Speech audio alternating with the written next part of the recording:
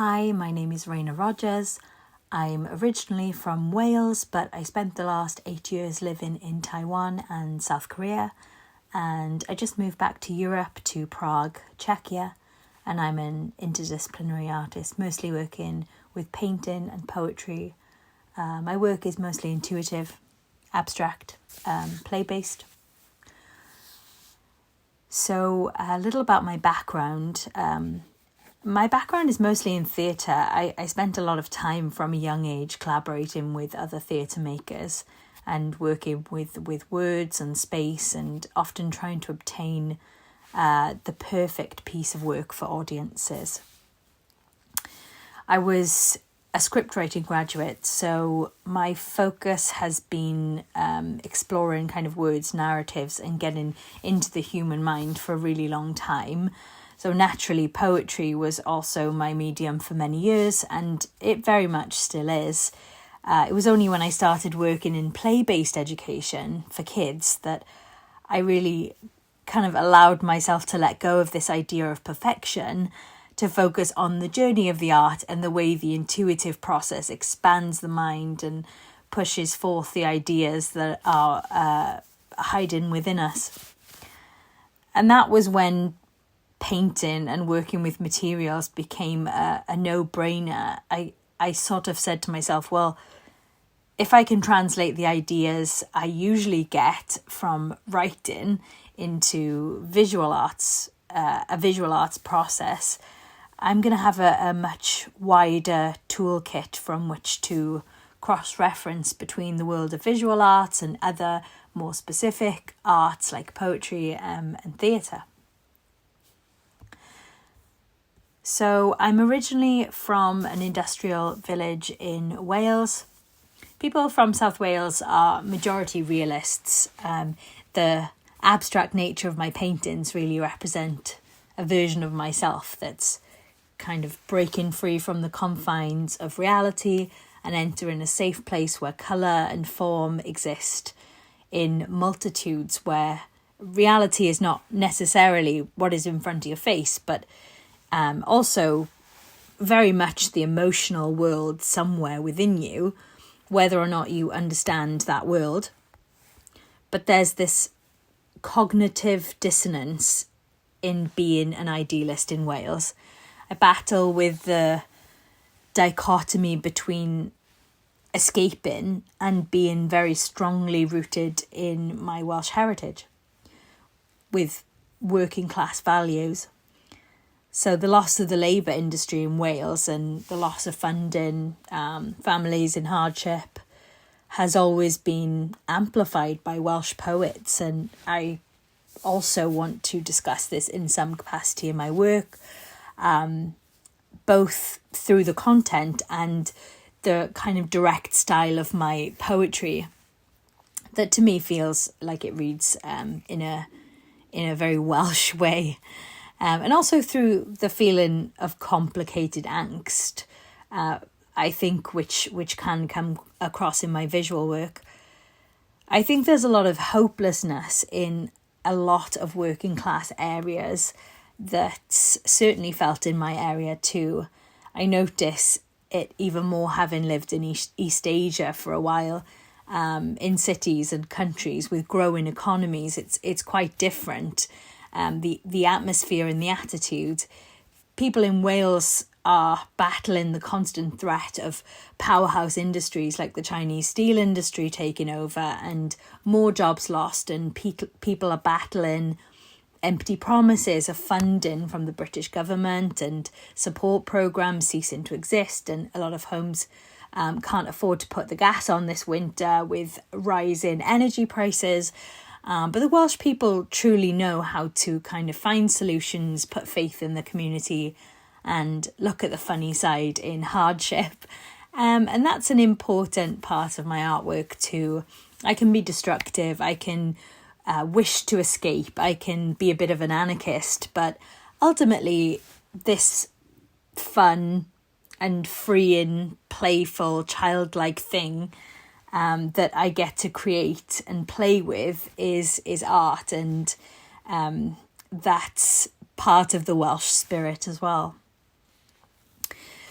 My biggest influences are musical, to be honest. Probably the Norwegian artist Aurora, and of course icons like Kate Bush, David Bowie, Joni Mitchell, people that experiment and play with sounds and ideas, while lyrically speaking from a place of emotional honesty. Dylan Thomas, of course. I love modern poets like Fatima Asghar, who wrote If They Come For Us, which is a beautiful collection of poems about childhood and the India-Pakistan partition in the 40s, which I would really recommend. I'm really loving visual arts, visual artists like Valerie Haggerty, that completely ruins beautiful artworks, and Jason Hackenworth, that just has this super interesting childlike process that just exudes freedom and playfulness. His balloon sculptures are really inspiring. To see such fun and bold, interesting works of art be destroyed in a second by popping the work is great. It's really interesting to me. And I love that process of creating beauty from imperfect things and destroying perfect things. It's cathartic and chaotic and reminds us of the meaning of life, or the meaning that, meaning itself is more important than material. Right now I'm working on a few projects. I've recently moved to a new city to obtain a research master's in fine arts, so I have a lot of space to kind of try new things, make mistakes, and let the work find me in some sense. While I'm developing and expanding on what play can be, I'm working with my hands, creating a set of finger paintings, which is really nice, because I'm kind of exploring how ideas are translated when there's nothing between me and the canvas. I've also been working with a lot of found materials. I'm creating a sculpture from small wires inside of electrical cables, and working with the imagery of scribbles as a form of visual explanation for stress and overwhelm. I'm kind of dissecting what happens between, or emotionally, between sort of stability and reaching a tipping point. So there's exploration between mind and body, between function and fragility. And also, to be honest, in the background, I've spent many years developing an understanding of the collective Welsh experience, which started with a collection of poems called Hiraeth and has been slowly bubbling over the years. There's been kind of a yearning to create work on this topic ever since. So I'm interested to see what could come out of these projects as well. The biggest challenge of being an artist, I think, is navigating the world of critique and opinions and feedback and even praise, and still being able to follow your own path naively and with honesty for the right motives that are yours and related to your purpose, and not being swayed into someone else's sense of direction for you. I think there's a place for critique, of course, and support and community in art, and that's beautiful, but it shouldn't override what is intrinsically yours and yours only. Your voice is the most important thing you have to share with the world. My advice for my younger self would be just to keep playing in the mud. Just kind of to not be so concerned about being weird. Just to keep kind of daydreaming and being a neurodivergent child that has a lot of creativity and imagination and a lot to explore around her. Because imagination is awesome. Okay, I'm a big fan of working with unconventional materials. I have been destroying stone sculptures and gluing them back together again. Very recently, I've been working with unusual metal textures, frayed metal, garden wire. I've worked with collected materials like bottle caps in the past, which was really quite a nice experience because the unconventional materials create interesting limitations that can only, they're specific to these materials, and they're specific to the materials being used in the way that you're using them. So it really impacts the work naturally. And these are the kind of limitations I want, because they occurred naturally, and they create the work. They're part of the process. I've also been really enjoying seeing work that's been burned or melted. So I'm thinking about how I can create higher impact destruction. I'm always going to be open to changing my process, my mediums, and following the art rather than the art following me. I think as soon as it's following me, I've lost a little bit of that playfulness. I do listen to music. Music is a very important part of particularly my painting experience.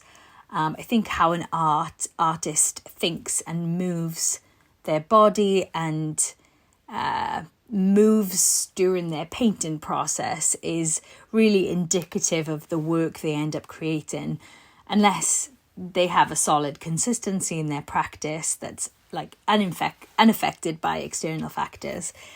But I'm always seeking to be moved by external factors so that I can continue experimenting. So sounds and words are probably the biggest factor during the time of creating. Afterwards or before, it can be what I see, the light, the buildings I walk past, or the way people move. But I'll often work listening to experimental music. Like I listen to a lot of Max Richter, who I suppose upcycles classical music, or I listen to Aurora, who I mentioned earlier, who I think musically and lyrically encapsulates this feeling of what if we were greater than we are. So it's interesting messages, it's playfulness, and it really just connects me to the realm of art and the realm of imagination when I've been living in the present reality for so long. So powerful music is always really present. I'm not sure what the best reaction someone has had to my artwork is, but it's nice when someone wants to buy my paintings that they're connected to. It's nice when I hear about the uniqueness of my work. But I think the work moves and changes, and I can see it happening over time. I try not to hold on too much to past work. So as it changes and becomes more consumed with emotional complexities, I think the best reaction to my work would probably be a plain old conversation that I think is interesting. What do I hope people will take away from my artwork? I think being so obsessed with morphing together the emotional realm and the process of art making, particularly from the freedom of childlike play and wonder, I hope that people take away that feeling of freedom from perfection, freedom from pain. And there's a subtlety there that freedom isn't just a feeling or a personal circumstance. It's the profound understanding that the world around us is created, whether by humankind or life itself, which is probably the most inspiring knowledge to ever have, to know that anything created can be changed and will always experience change. There will always be change in nature, whether manipulated or whether forced. And I think there's a freedom to that. So, change and freedom in change. I hope that I can kind of share that freedom, that reality with the world. So thank you so much for listening to me and for asking me these questions. And I hope you have a great day, everybody.